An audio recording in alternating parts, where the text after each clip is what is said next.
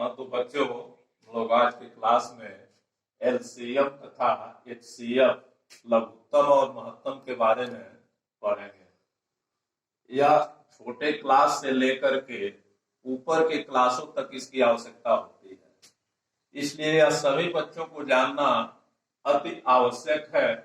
अब लघुत्तम किसे कहते हैं? लघुत्तम वह छोटी से छोटी संख्या है जो दी हुई संख्याओं से समान रूप से विभाजित हो जाए। लघुत्तम दो प्रकार से किन्हीं संख्याओं की निकाली जा सकती है, गुणनखंड विधि और भाग विधि। जैसे मान लो कोई संख्या है 25, 10, 15। इसका अगर गुणनखंड विधि से निकालना है तो तीनों संख्याओं का अलग अलग खंड कर लेते हैं। जैसे 25 है तो 25 का खंड करेंगे तो यह 5 गुणे 5 हो जाएगा। फिर 10 का खंड करेंगे तो 2 गुणे 5 हो जाएगा। फिर 15 का खंड करेंगे तो 3 गुणे 5 हो जाएगा। अब लघुत्तम में गुणनखंड विधि में इस खंड में जो संख्या नहीं शामिल रहती है उसे भी लिखते हैं और जो शामिल रहती है उसे भी लिखते हैं। जैसे इसका एलसीएम जब लिखा जाएगा तो 2 नहीं शामिल है सब में, एक में है तो 2 को भी ले लेंगे। 3 सब में नहीं शामिल है, 3 को भी ले लेंगे। 5 एक बार सब में शामिल है तो शामिल के लिए एक बार लिख लेंगे, और यह 5 एक बार नहीं शामिल है तो इसे भी लिख लेंगे। अब इसका मल्टीप्लाई कर लेंगे, 2 तिहाई 6, 6 पचे 30, और 30 में 5 का गुणा करेंगे तो 3 पचे 15, 150। इन संख्याओं का एलसीएम हो जाएगा 150। भाग विधि से इसे निकालेंगे तो तीनों को एक साथ लिख करके 25, 10, 15। अब इसको एक साथ काटते हैं। अब इसमें छोटी संख्या से काटना शुरू करते हैं। जैसे अब यह 10 है तो 10 2 से कट जाएगा, तो इसे 2 से काटेंगे, जो नहीं कटेगा उसे उसी तरह से उतार लेते हैं। 2 बचे 10, 15 नहीं कटेगा। इसके बाद देखते हैं फिर किस छोटी संख्या से कटेगा, तो 3 से 15 कट जाएगा या नहीं कटेगा। फिर 3 से काटते हैं, जो नहीं कटने वाला होता है इसे उतार लेते हैं। 3 बचे 15। अब फिर यह 5 से कटेगा,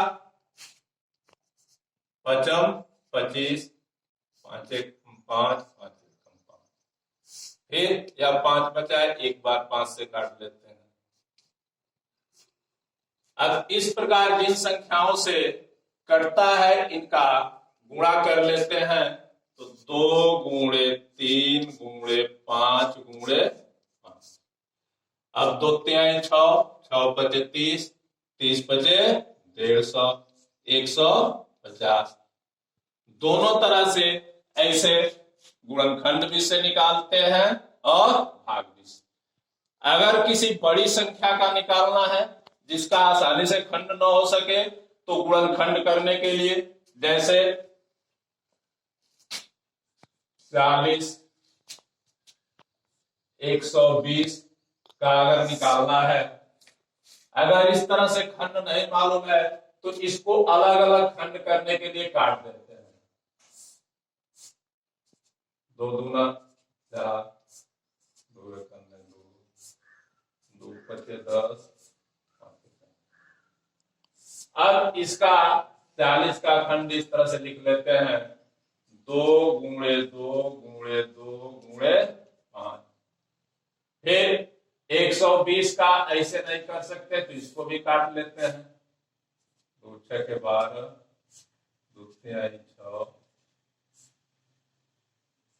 2 एकम 2, 1 बचा 10, 2 पचे 15। 3 पचे 15, 5 एकम।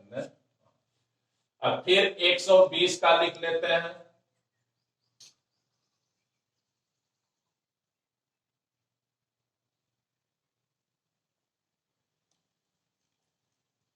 दो गुणे 2 गुणे 2 गुणे 3 गुणे 5।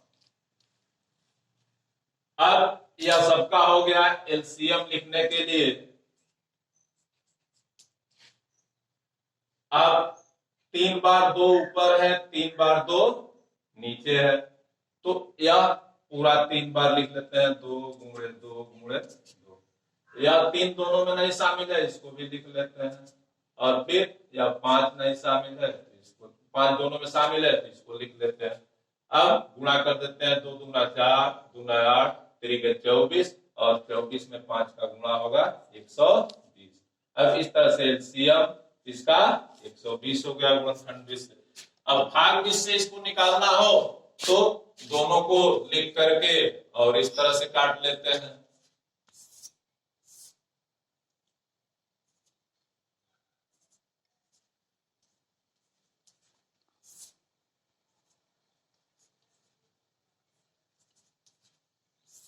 फिर 2 से 2 पचे 10, 2 एकम 2 10।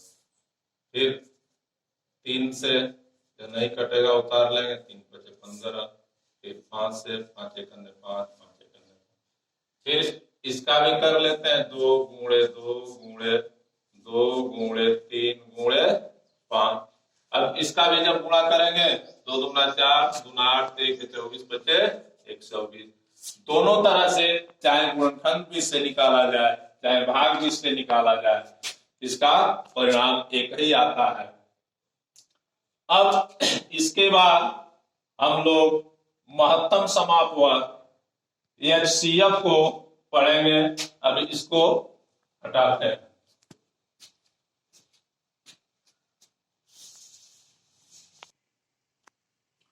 अब बच्चों हम लोग महत्तम समापवर्त के बारे में पढ़ेंगे।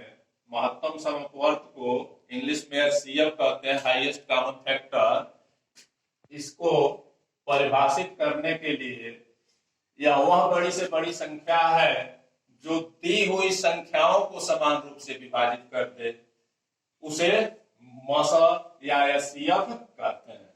इसे भी 2 प्रकार से लिया जा सकता है, गुणनखंड विधि और भाग विधि से।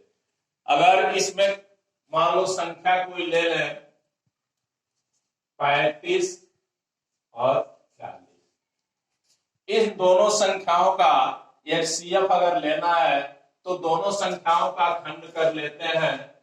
35 का खंड करेंगे तो 5 गुणे 7। फिर 40 का खंड करेंगे। अगर इसका खंड करने में दिक्कत हो तो अलग ऐसे लिख के काट लेते हैं। 35 का खंड अगर इस तरह करने में दिक्कत हो तो 5 सत्ते 35, 7 एकम 7।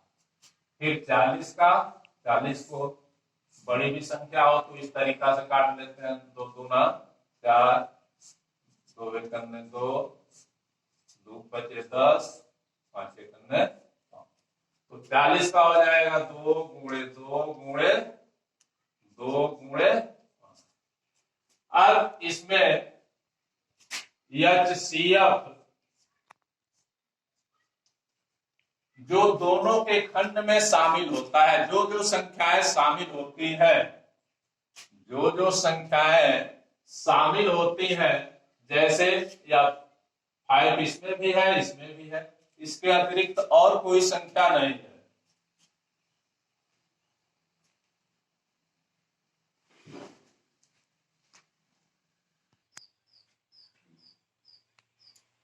हाँ, तो अब इसमें जो दोनों के खंड में शामिल संख्याएं होती हैं उनको केवल लिखते हैं। केवल 5 शामिल है दोनों में, तो दोनों का एचसीएफ 5 होते हैं। अगर और कोई संख्या शामिल हो तो उसको भी लिख के मल्टीप्लाई कर लेते हैं।